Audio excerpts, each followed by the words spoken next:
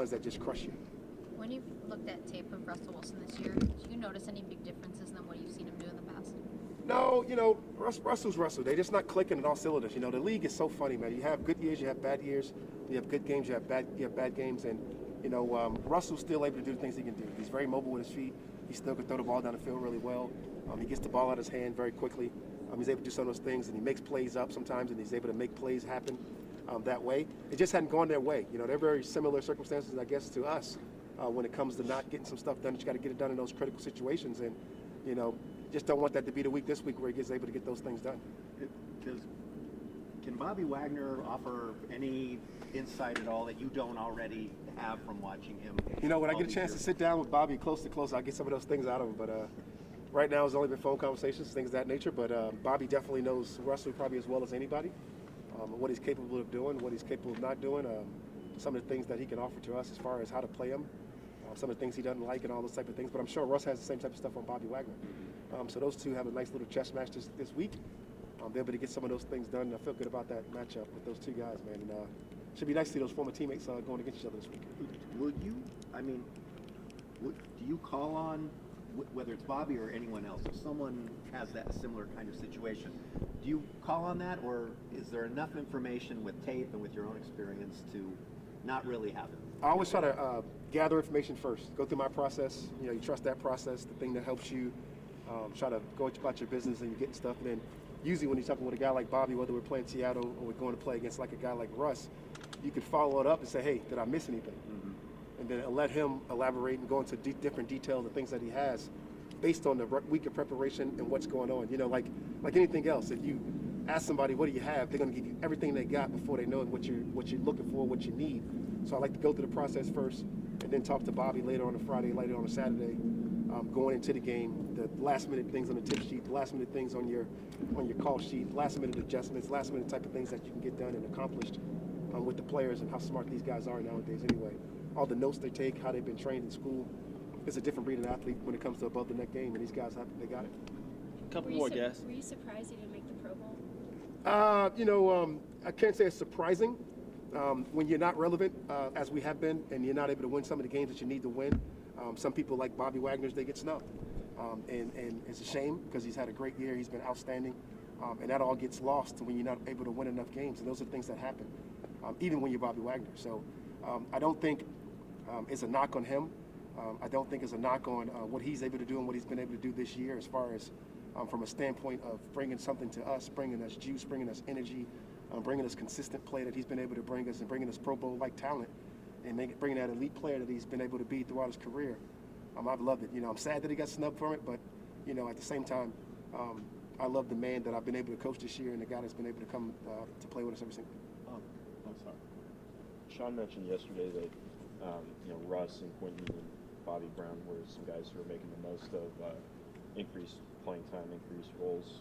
What have you seen from them in that capacity? Oh, it's been awesome. You're talking about Russ, Yeast, first off, coming off playing some of the dime situations, been able to make some big-time tackles, showing his speed, some plays on the ball, which we've been able to see last week. Really fired out where he can go, right? And really, what are they doing? They're defining their roles moving forward when we are relevant, when that stuff matters, right? So that's been great for Russ Yeast. A guy like Bobby, coming into his third year, being able to establish some spots, be able to go at nose. Last week, try to play a little bit of 4-eye-4s, a little bit of 3 technique. Obviously those things get overwhelming for you when you're playing too much and you're doing too much. But he's shown real promise at the nose position. He's shown real big body playmaking type of things that we've seen from Bobby. And you're really excited. Who else did you mention there? You mentioned a couple. Quentin Lake. Quentin Lake was the first action last week on defense. It was a funny joke. Shula looked at me and T-Rap went down for a second and said, he's never taken a rap in practice. I said, have you seen his notebook? Put him in.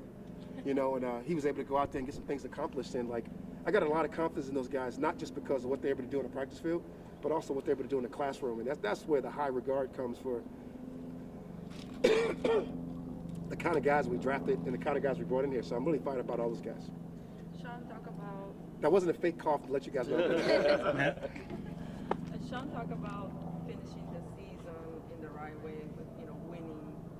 As far as what the defense can do, to start making that problem.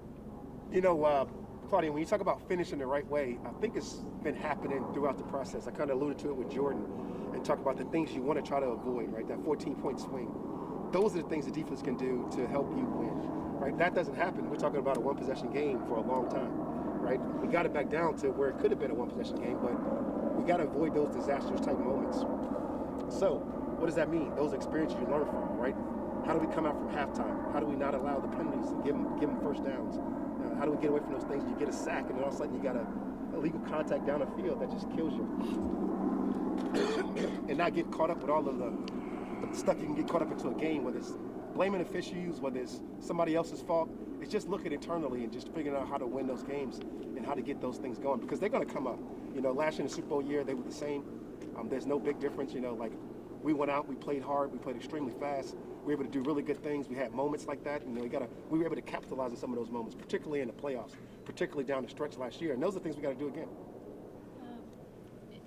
I'm specifically asking about like third downs and sort of looking at some of the coverage percentages and mixing coverages and some of the rush opportunities and statistics. And I'm kind of wondering, how do you balance how aggressive you can be on those crucial downs with players who are still developing and players who have been sort of rotating in personnel? I don't think I can look at it as the old woe is me mentality. Oh, they're developing, right? I got to throw them out there and see what they can do. You know, we had a couple situations last week where there's some medium where you can't be as aggressive, and Aaron threw a great pass right behind Ernest's ear hole to make a great play to Cobb on a completion.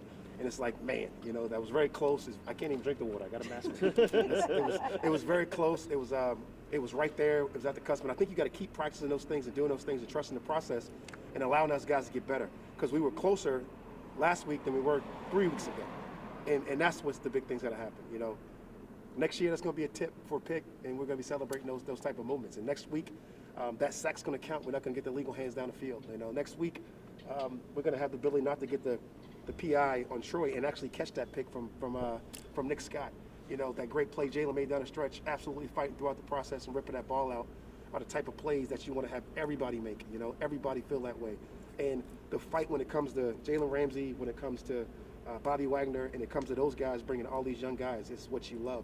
And it's not been the best year for us, but I can tell you what, the optimism looks great for us on defense and how we want to go about our business with some of the young guys as well. Raheem, Gary's Sean let- talked about Michael Hoyt too, and just his progression over the Sure. last year. What have you seen? You want to talk about the ultimate learning curve, right?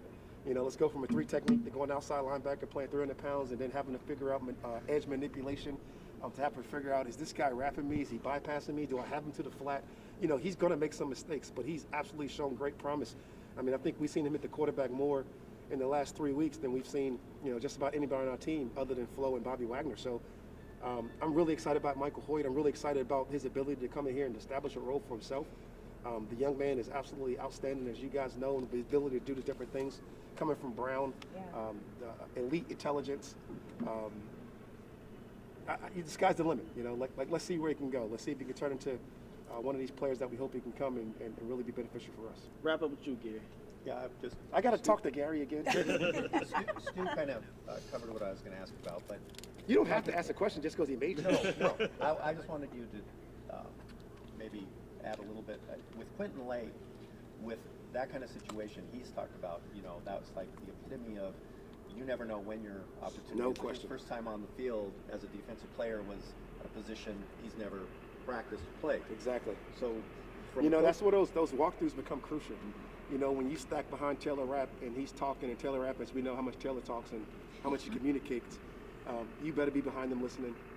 I had the confidence to say, hey, we're going dime with Quentin Lake because I've seen his notebook. I've seen the preparation he's put into it. I've watched him work with Reggie to come to fight to get back. So I didn't want to rob him of that opportunity to give him a chance. And I knew he would probably make some mistakes, but I was willing to live with those mistakes, knowing based on the consequences of the guy that I was talking about.